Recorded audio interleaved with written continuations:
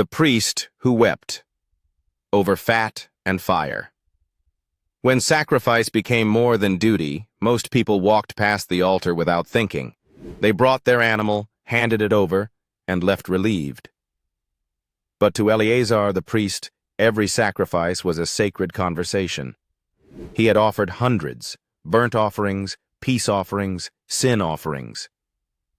But on this day something broke inside him. A young man brought a lamb, eyes low, voice shaking. "It's for my father," he said. "He cursed God in pain, and now he's gone." Eleazar nodded, said nothing, and began the process. The lamb was laid down, its life taken swiftly. Then came the parts only the priest handled. The fat of the internal organs, carefully removed, placed atop the altar fire. To others, it was just fat, but to God it was the choicest part. A symbol of surrender, given fully, consumed completely.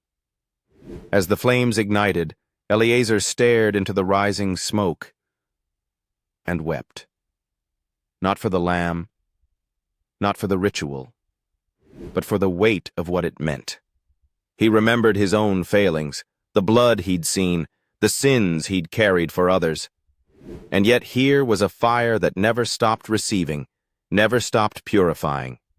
Fat and fire, what people ignored, God honored. That day, Eleazar realized it wasn't about the sacrifice, it was about the heart behind it. The fire didn't just burn flesh, it revealed devotion. And in his tears, Eleazar found peace, because even in death, God was making space for life. The priest wept not out of sorrow, but because he saw how much God cared for the things we overlook.